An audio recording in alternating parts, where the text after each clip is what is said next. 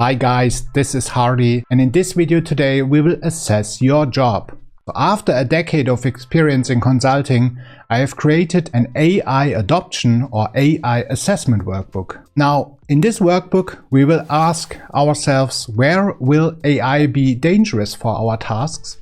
And where will AI enable us and even help us to do our tasks? Additionally, we will identify where we are still the best option to do these tasks. Now, why is this helpful? With this information, you can double down on the tasks that you have identified where you are still the option and the important player. Now, with this information, you can go to your supervisor and show him that you are an AI-minded employee, that you identify areas for improvement, and that you also are curious where AI could help you. You can find the workbook in the video description in order to do the assessment by yourself. So if you're interested, let's go through it together. Okay, so now here we are in the workbook that I've prepared for you. Let's go through it. Here you can see the approach and the steps that we want to do. We want to do a job scanner. We want to look into AI capabilities that are currently able to do office work. We want to have then our own AI opportunity map, and we can also create a supervisor conversation plan. Now, it's important to say that obviously you don't have to use this. You don't have to talk with your supervisor. I would recommend it if you feel confident and if you have a good relationship. But besides that, it's still helpful to do this in order to reflect on your own job. Prepare yourself and identify the tasks where you should double down, for example, in the human zone or the leverage zones, and where most probably your company will use AI to get rid of the tasks. So now let's have a look on the 4 zones. So most probably each of our jobs is able to be split into these 4 zones. The first zone is routine zone.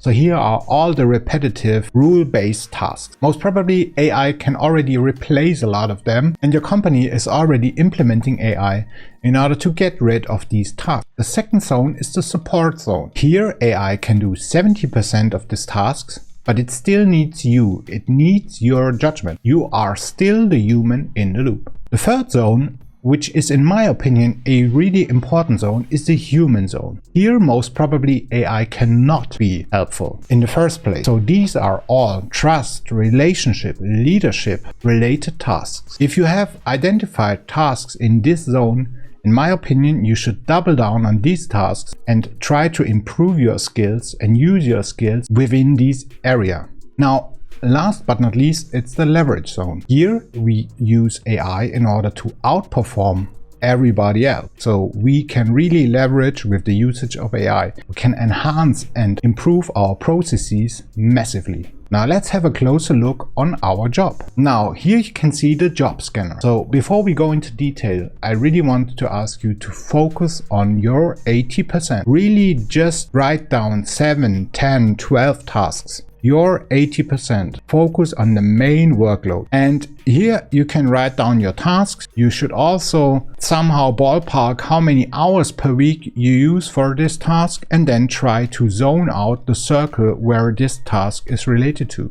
So I hope this task will help your thought process and really put you into the situation where you ask yourself, what am I actually doing and where is AI capable? Now, if you don't know where AI is currently capable and what AI can do, I got help for you on the next page. Just wait a second. Now, after you've listed your 10 tasks, I would highly recommend that you summarize the total spent hours per week for the main zones, routine and support. So here you can see that we did this, and we need the routine and support tasks for our AI opportunity map on page 4. But be aware, if you have a lot of leverage tasks, or if you want to focus on leverage tasks, obviously you can do this for them too. So now let's have a look onto the next pages. So here you can see different AI capability categories, from writing assistance to summarization. I'm pretty sure that you know some of these, but if you still need help, just review them, think of them. Where do you use in your job maybe a lot of time for presentation building? Where do you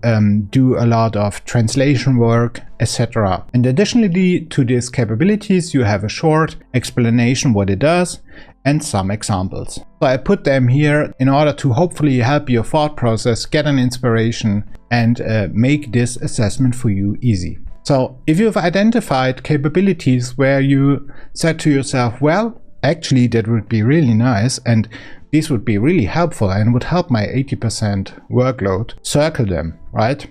Pick them and focus on these capabilities that fit to your job. We will need them later on for our opportunity map. So here we are finally on the AI opportunity map. Now, what does that mean? So we started with the job scanner, we identified the routine tasks and the support tasks, right? So we took them right here into the opportunity map. Additionally, we got familiar with the AI capabilities and we identified the main capabilities that most probably will help our job. Now, if we combine these two, we can create our own job-specific AI opportunity map. Now, here you write down your task that you have identified. Remember, 80% of your workload. On the second column, you will write down the AI capabilities, the categories that we have identified on page 3. For example, writing assistance and summarization. Now, what's new in this table? What I provide, what I get back, boundaries, and impact. So what does that mean? So if we think about AI, or if we think about your task or job, it is a process, and a process always needs input to process in order to create an output. So what do you currently provide for your weekly status report? KPIs, information that you've received from your colleagues. So here are basically your input data parameters. So in the next column, what do I get back? So here it's structured report draft, formatted, ready to edit. So what are the boundaries? So depending on your job, it can be the case that you are not allowed to provide client names, patient names, confidential information, personal data, and you cannot just upload this information into AI. So what I want you to do is to write down the boundaries where you think that this is dangerous for our company if we do this with AI, but also include the tasks where you are the human in the loop. So where does still the AI need you? Even if it's processing most of it. And for the last column, it's the impact. What do you think? How much workload can be saved by the AI by doing this task? Now let's have a short recap. You have identified the task. You got an inspiration what AI is capable to do. And here you combine both of it, the tasks and the capabilities. Additionally, you provided the context information, what input is required in order to do this task, and what you expect as an outcome. And last but not least, you also had a thought about the boundaries. What is dangerous? Information, security, privacy, etc.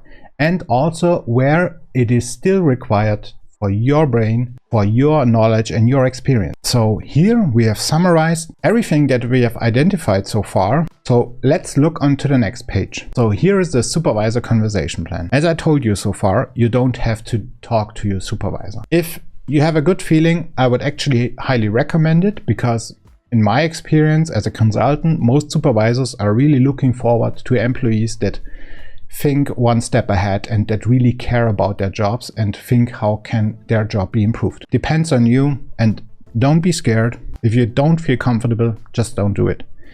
Just fill it out for yourself in order to have this in your pocket, right? So you can write down here your tasks, your main tasks, your capabilities. So what capabilities of AI are required to do this task, and what is the time impact? So how much time can be saved if one day AI could do this task? You could tell then your supervisor that roughly, I don't know, 10 hours per week could be saved by implementing AI by doing these above described tasks. So after you have written down the opportunities, you can then describe how it actually works. How will AI operate under your supervision at all times? Show your supervisor that you also identified the task where you provide to the AI information A, AI returns to you information B, that there are still boundaries, that you need to have the last decision, the full control about the process, or where you have to put constraints in place in order to prevent any privacy or security issues. So you can fill this out here too. And let's scroll down. What I would highly recommend, and what most of the supervisor really want to see is, okay, what do we do now with all this information that you've gathered so far? So I would recommend that you try to figure out a 30, 60, 90 day plan. What are the first 30 days where you want to really test and learn about an AI implementation? to have a POC, a proof of concept. And after that, you will then refine and scale the AI assistant, because again, you are currently in your job. You identify that AI can help you doing this task, and you are still in control now in order to facilitate this project. By doing this, you can advance from a normal employee to an AI project manager within your company. Now you can refine and scale your proof of concept, your AI assistant, because obviously you are the most knowledge employee for this process. And after that, you will report and expand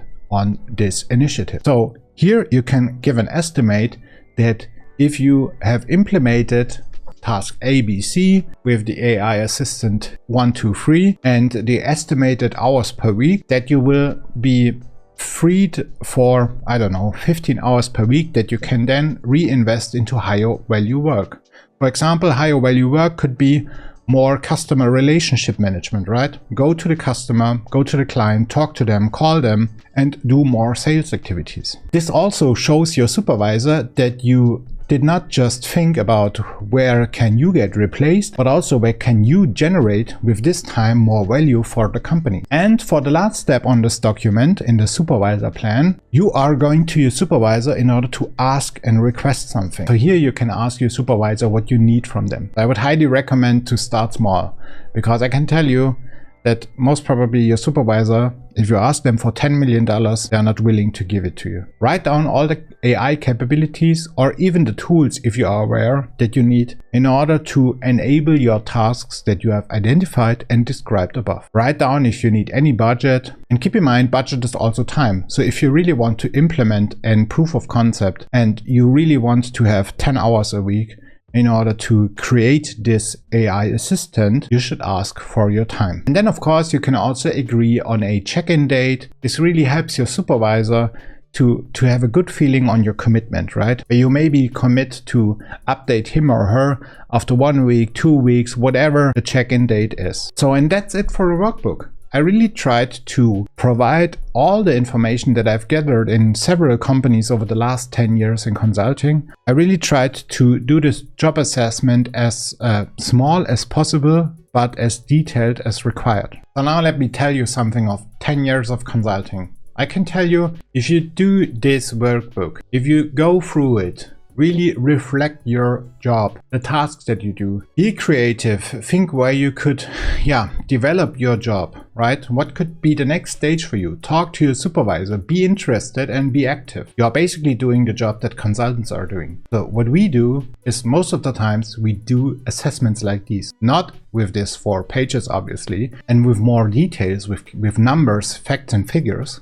But to be honest, this is the process and job assessment that a lot of companies are doing right now with consultants or just by themselves. So take an hour or 2 and try to fill out this workbook. Now, obviously, with the results that you've generated, you can even be more sophisticated, right? You can take all your results, put it into a major prompt, ask AI to have a more detailed review, to have a deeper analysis and assessment. But I just wanted to create a workbook that fits for everyone, right? Doesn't matter where you are, how experienced you are with consulting, with AI or everything else. Just use this. Take an hour or 2, get your thought process inspired, reflect yourself, be happy and positive, right? It's really important. Don't see this as a threat. See this as an opportunity and a chance to really position yourself within the company. Be aware of what is changing and be aware where you need to develop yourself in order to make the best out of these new technologies that are coming to us. I really hope that you have learned something new in this video today. And if this is the case, I would really highly appreciate if you could give it a like and also subscribe to my channel. See you in the next video. Thank you very much. Bye.